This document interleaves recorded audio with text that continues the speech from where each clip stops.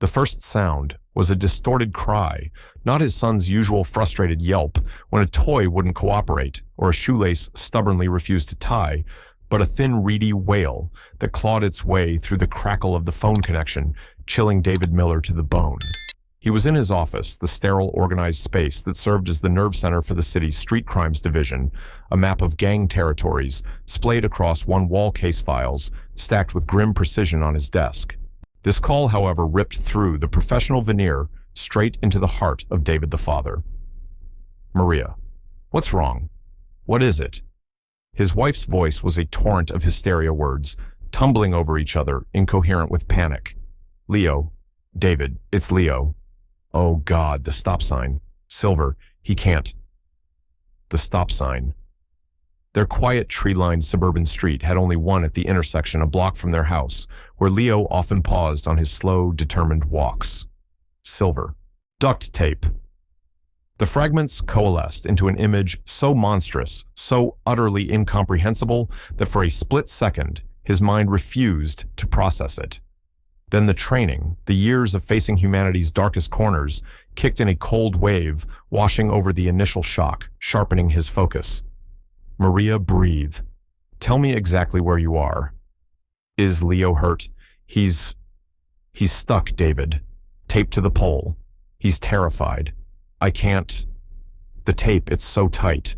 David was already moving, grabbing his keys, his jacket, his voice, now preternaturally calm, the command tone he used in raids. "I'm on my way. Call 911. Tell them police and ambulance. Don't try to move him until they get there. You might make it worse. Just stay with him. Talk to him. I'll be there in 5. He slammed the phone down his heart, a cold hammering fist against his ribs. His son, his brave, resilient Leo, who fought every day against the limitations of a body that didn't always obey him, subjected to... What a prank. No, this was too cruel, too targeted. A visceral rage unlike anything he'd ever felt, even in the face of hardened criminals, surged through him. Someone had deliberately harmed his child. And as he sprinted towards his unmarked car, sirens already a faint, growing scream in the distance of his mind, the central sickening question burned. Who could commit such a depraved act, and why target a boy whose only crime was the courage to live his life as fully as he could? The Miller family's life in the Oakwood Creek subdivision had been a carefully constructed haven of normalcy and love, a bulwark against the harsh realities David confronted daily. He, Captain David Miller, head of the Metro PD's Street Crimes Division, saw the worst of the city. The violence, the desperation, the casual cruelty. His home shared with Maria, a talented graphic designer who worked from her home studio, and their 10-year-old son Leo was his sanctuary, a place of warmth and laughter. Leo had been born with a form of cerebral palsy that primarily affected his lower limbs and fine motor skills. His steps were slow, often unsteady, aided by brightly colored forearm crutches, or for longer distances, a specialized walker that looked like a miniature chariot. His speech could be slightly slurred when he was tired or excited, but his mind was sharp, his spirit indomitable, and his smile could melt glaciers. Their days were a testament to routine and adaptation. Mornings involved the patient ritual of dressing, of exercises Maria supervised with gentle encouragement.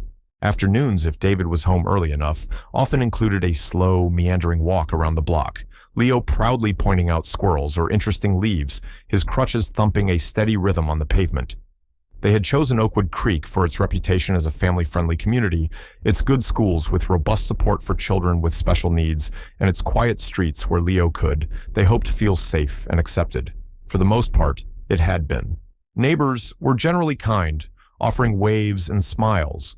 The children, initially curious about Leo's crutches, had mostly accepted him, sometimes even slowing their games to include him.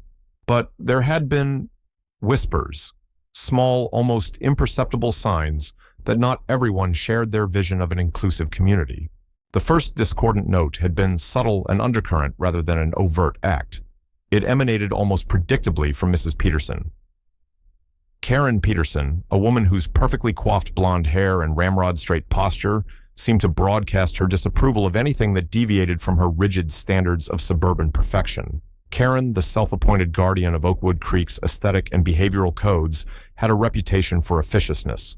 Her initial complaints were delivered through the HOA's anonymous online portal, a bicycle left momentarily on a front lawn, a garbage can retrieved an hour too late, the unseemly cacophony of children playing tag in the cul-de-sac. Then her focus had narrowed chillingly towards Leo. It began with pointed stares when Maria helped Leo navigate the slight incline of their driveway. Her lips pursed in a thin line of disapproval. She once remarked to another neighbor, just loud enough for Maria to overhear, "It's such a shame when property values are impacted by unfortunate circumstances." The implication was clear and ugly. Maria had come home that day, her eyes blazing with a mixture of anger and hurt. That woman, David. She practically implied Leo was a blight on the neighborhood. David had felt the familiar surge of protective anger. Ignore her, Maria. She's a bitter old woman with nothing better to do. But it was hard to ignore. Karen Peterson lived directly across the street, her pristine windows like vacant eyes observing their every move. She was also, unfortunately, the newly elected HOA president, a position she wielded with the subtlety of a sledgehammer. The inciting incident, the moment Karen Peterson's simmering resentment boiled over into direct confrontation, occurred a few weeks before the horror at the stop sign. Leo had a small, brightly painted wooden ramp that David had built to allow him easier access to their front porch with his walker. It was sturdy safe, and to Leo a symbol of his independence. One afternoon, Karen Peterson marched across the street, a clipboard clutched to her chest like a shield.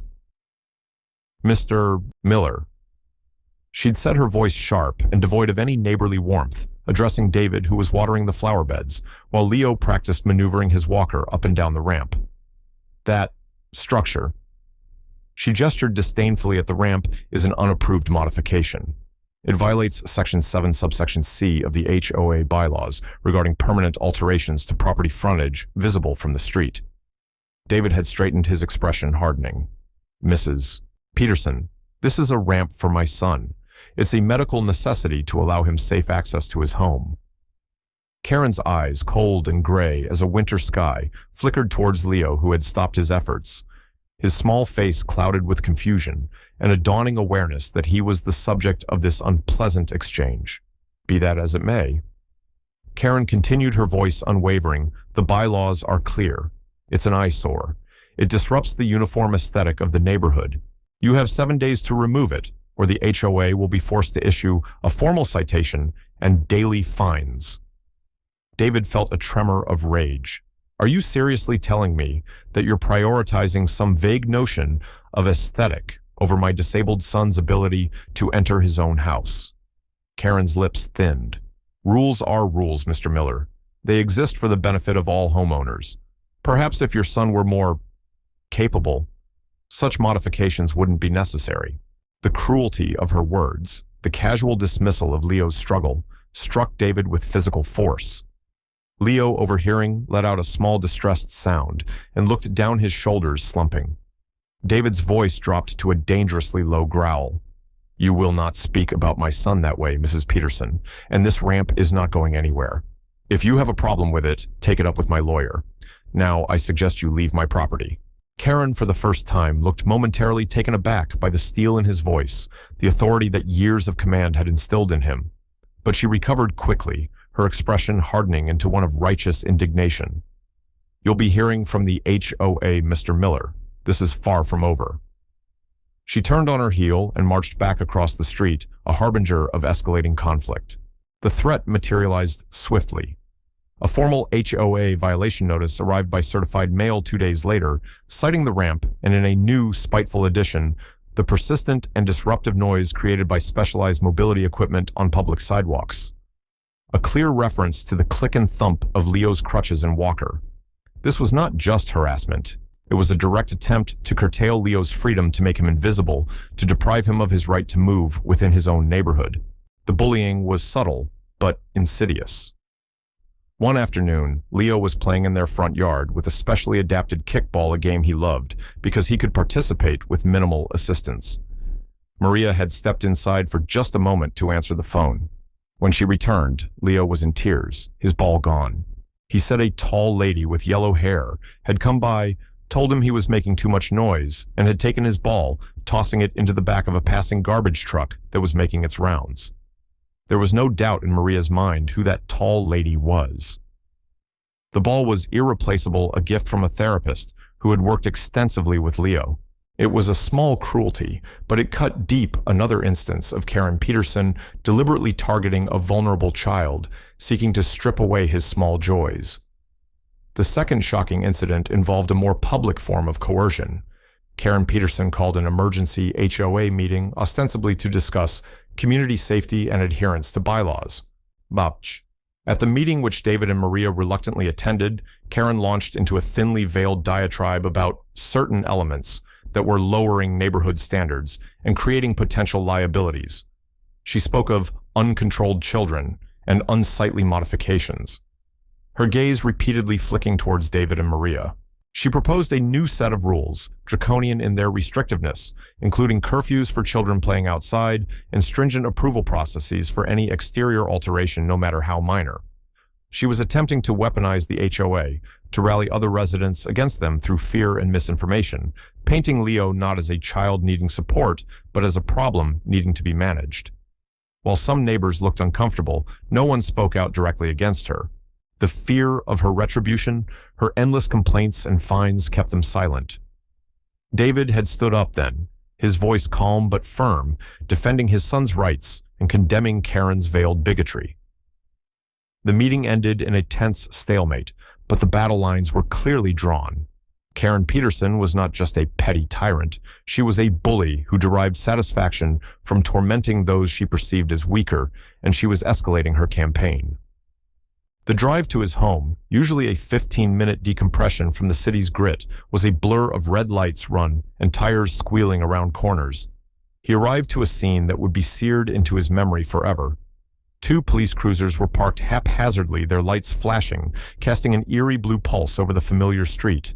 An ambulance was angled by the curb, and there at the base of the gleaming red stop sign was his son. Leo was rigid, his small body contorted, his arms pinned to his sides, his legs splayed awkwardly against the cold metal pole. Strips of thick silver duct tape, wrapped with brutal efficiency, bound him from his chest to his ankles. His crutches lay discarded on the grass nearby like fallen soldiers. His face, pale and streaked with tears, was a mask of terror. His eyes, wide and unseeing, were fixed on some distant point of horror. Maria was there kneeling beside him, one hand stroking his hair, her voice a desperate, soothing murmur, but Leo seemed unresponsive, lost in shock. David felt a roar build in his chest, a primal sound of fury and pain. He was vaguely aware of one of his own officers, a young patrolman named Jenkins, approaching him, his expression shocked and grim. "Captain Miller, we just got here. Your wife called it in. We haven't touched him yet, waiting for the paramedics to assess." David barely registered the words. He pushed past Jenkins, dropping to his knees beside Maria, his voice cracking. Leo, buddy. It's Dad. I'm here." Leo's eyes slowly focused on him, a flicker of recognition, then a fresh wave of tears welled up. "Daddy," he choked out, a tiny broken sound. She said I was too slow, a hazard." His breath hitched in a sob. "She said I needed to learn, to stay put. Karen Peterson." The name screamed in David's mind. He reached out his hand, trembling to touch Leo's cheek, then his gaze fell on the duct tape, the way it bit into his son's thin jacket, the sheer binding cruelty of it. This wasn't a prank. This was a calculated act of torture, of public humiliation, of asserting dominance over a helpless child. The paramedics arrived, their calm professionalism, a stark contrast to the maelstrom of emotions threatening to consume David.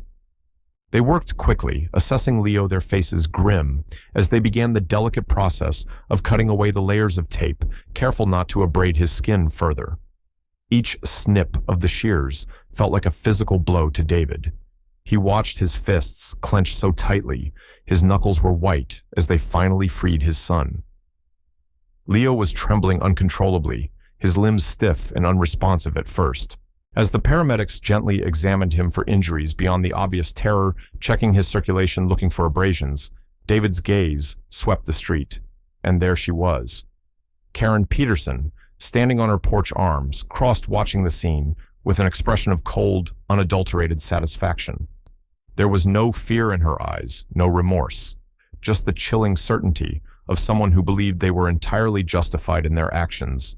The sheer audacity, the monstrousness of it stole David's breath. He wanted to launch himself across the street to... he didn't know what, but his training, the discipline of years, held him back, albeit by a thread. Instead, he turned to Jenkins, his voice lethally quiet. "Officer Jenkins, do you see that woman across the street?" "Karen Peterson." Jenkins nodded, his eyes narrowed. "Yes, sir. I want her detained. Now, read her rights. Tell her she's being held for suspicion of felony child abuse, false imprisonment, and kidnapping. Do not let her leave your sight." Jenkins, recognizing the iron authority in his captain's voice, didn't hesitate. "Yes, sir." He and his partner moved purposefully across the street. David turned back to Leo, who was now wrapped in a blanket in Maria's arms, his small body still racked with shivers. "It's okay, Leo," he whispered, his voice thick with unshed tears. "It's okay. Daddy's here. She won't ever hurt you again." But as he said the words, he knew it was a promise that would require every ounce of his power, his resources, and his resolve to fulfill. This wasn't just a crime against his son, it was a declaration of war. Leo was taken to Northwood General for a full checkup. Physically, apart from some chafing from the tape and the deep, bone-chilling cold he'd endured, he was relatively unharmed. The emotional and psychological trauma, however, was profound. He was withdrawn, barely speaking, flinching at sudden movements or loud noises. Dr. Evans, the attending pediatric psychologist, spoke with David and Maria in hushed tones. "He's experienced a significant trauma. This kind of public humiliation, the feeling of helplessness, especially for a child who already faces daily challenges. It's devastating. He'll need time, patience, and professional support to process this." David listened, a cold knot of fury tightening in his chest. He thought of Karen Peterson currently being questioned at the precinct. Jenkins had called. She was arrogant, uncooperative, spinning a ridiculous story about Leo being a danger to traffic and her actions being a citizen's intervention for his own safety. The audacity was galling. Standard procedure dictated that because it was a crime involving his own family, David would have to recuse himself from the official investigation. Another detective unit would handle it. But David Miller wasn't just any cop. He was the head of the Street Crimes Division. He had resources, contacts, and a network of surveillance that extended far beyond what most precinct detectives could access. And he had a father's burning need for justice. While Maria stayed with Leo at the hospital, David returned to his office, the sanctuary now feeling like a war room. He pulled up the city's network of traffic cameras, utility pole cameras, and even private security feeds his unit sometimes had access to for major cases. Oakwood Creek was a quiet suburban area, not typically a focus for his division's high-tech surveillance, but many residents had their own security systems. He started making calls, leveraging every bit of goodwill and authority he possessed. He also remembered something crucial after Karen's initial threats about the ramp. He had, on a hunch, installed a small discrete security camera of his own, one designed to look like a birdhouse, positioned in a tree in his front yard, angled towards the street covering their property, and the intersection where the stop sign stood. He accessed the feed remotely, his fingers flying across the keyboard. The footage was chillingly clear. The timestamp showed it was just after Leo had left for his usual short afternoon walk, Maria watching him from the porch until he rounded the corner. A few minutes later, Karen Peterson emerged from her house. She wasn't carrying duct tape. Instead, she walked to her garage, opened it briefly, and then walked back towards the stop sign, her gait purposeful. She seemed to be waiting. This was premeditated. She knew Leo's routine. She had anticipated his path. Then, Leo came into view, his crutches, making slow, steady progress. As he reached the stop sign, Karen stepped out from behind a large oak tree where she had been concealed. The camera's microphone, surprisingly effective, picked up snippets of their exchange. Karen's voice was sharp, condescending. "Far too slow, young man. You're a menace. Always in the way." Leo's reply was barely audible, something like, "I'm trying, Mrs. Peterson." Then the truly horrifying part. Karen grabbed Leo's arm. He tried to pull away, a small cry of protest. She was stronger. She wrestled his crutches from him, tossing them aside. Then she produced the roll of silver duct tape, seemingly from a large pocket in her jacket. Leo began to cry, pleading with her. "No, please don't, Mommy." Karen ignored his cries. With a cold, methodical efficiency that made David's blood run cold, she began to wrap the tape around him, and the pole, her movements practiced almost mechanical. She wasn't frenzied, she was controlled deliberate. She even paused once to adjust a strip of tape, ensuring it was tighter. As she finished, she stepped back, surveyed her handiwork, and said, her voice laced with a cruel satisfaction, "There, that should teach you to stay out of the way. Maybe now you'll learn some respect for this neighborhood." She then turned and walked calmly back to her house, leaving Leo trapped, terrified, and utterly alone. David stared at the screen, his face a mask of stone. The twist wasn't just that he had her on camera, it was the absolute calculated cruelty, the utter lack of humanity in her actions, the chilling premeditation. This wasn't a momentary lapse in judgment. This was a planned, sadistic act of child abuse. He saved the footage, his mind a maelstrom of cold fury and tactical precision. He made 2 copies, one for the official investigation and one for himself. Then he called the lead detective assigned to Leo's case, a seasoned investigator named Sarah Chen, someone he trusted implicitly. "Sarah, it's Dave Miller. I have something for you. Irrefutable evidence. Meet me at my office. Now." The emergency HOA meeting was called not by Karen Peterson, who was out on bail but facing a mountain of charges and a restraining order, keeping her 100 yards from Leo, but by a horrified group of residents, spearheaded by a shaken Mr. Grissom, the HOA vice president, who had always been intimidated by Karen. The community hall buzzed with an unprecedented level of tension and outrage.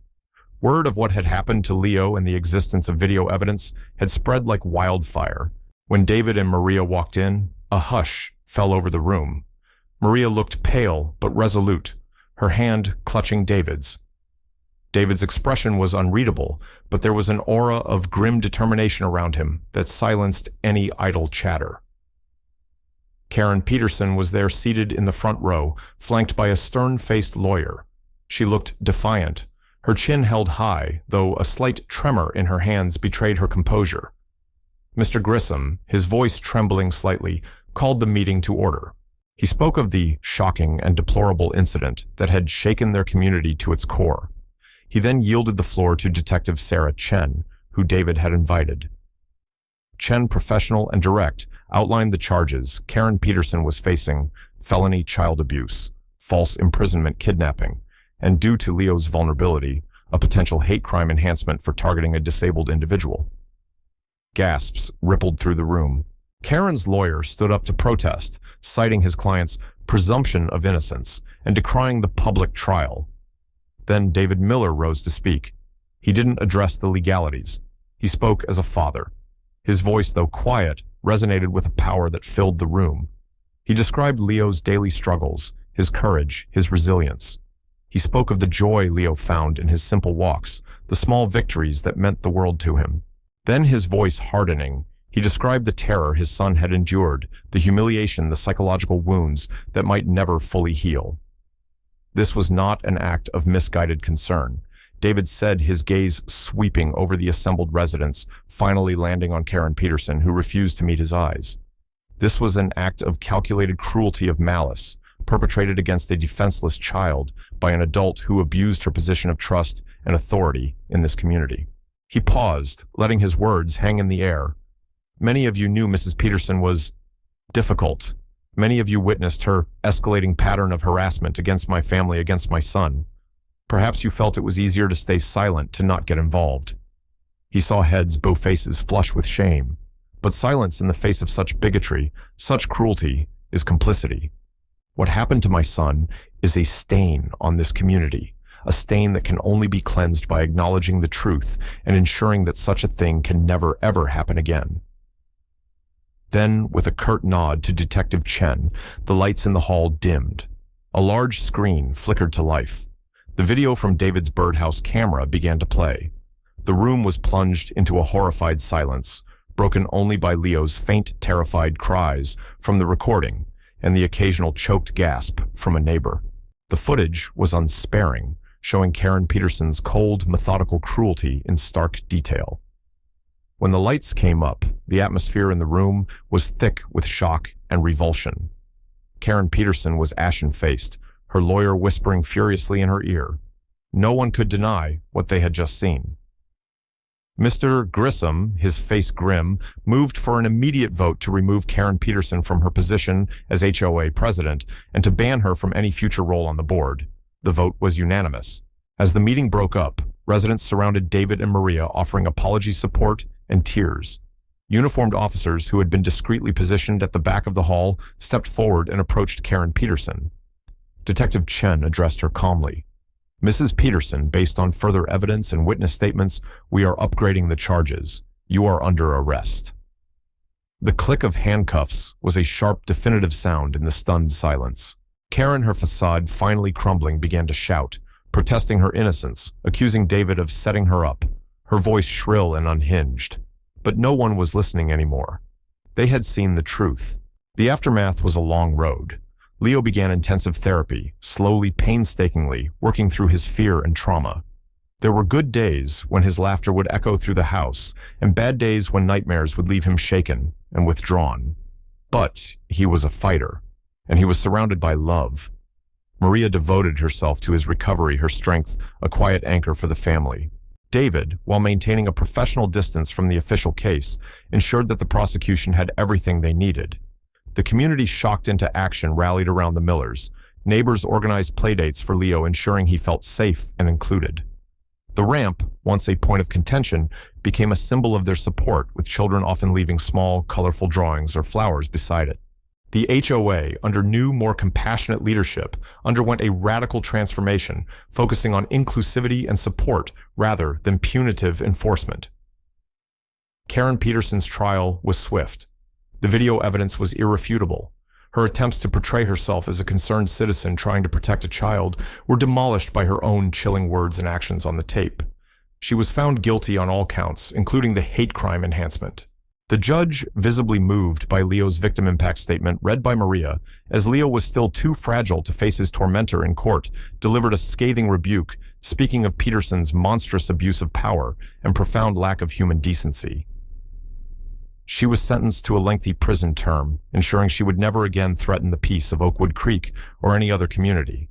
Her assets were frozen, and a significant portion was awarded to Leo in a civil suit placed in a trust for his future care and education. Months later, on a crisp autumn afternoon, David watched from his porch as Leo, using his bright red walker, navigated the sidewalk with a newfound confidence. A group of neighborhood children were playing nearby, and they paused their game to call out to him. Leo want to play. Leo's face lit up. He looked back at David, a hesitant question in his eyes. David nodded, a warm smile spreading across his face. "Go on, son. Have fun." Leo grinned, and with a determined push, propelled his walker towards his friends, his laughter clear and bright, mingling with theirs. Maria came out to stand beside David, her arm slipping around his waist. "He's going to be okay," she whispered, her voice thick with emotion. David nodded, his own eyes suspiciously moist. "Yeah, he is." The scars of that terrible day would always remain a reminder of the darkness they had faced, but they were also a testament to Leo's incredible resilience, to the strength of their family, and to a community that had, in the face of ugliness, chosen compassion and unity. The fight had been arduous, the pain immense, but looking at his son laughing and playing a cherished member of his small world, David Miller knew they had not just sought justice. They had reclaimed peace, and in doing so had allowed their brave boy to truly heal. The quiet thud of Leo's walker on the pavement, once a sound Karen Peterson had tried to silence, was now a triumphant rhythm, a defiant beat of a life lived with courage, a sound that resonated with the powerful, enduring echo of love conquering hate.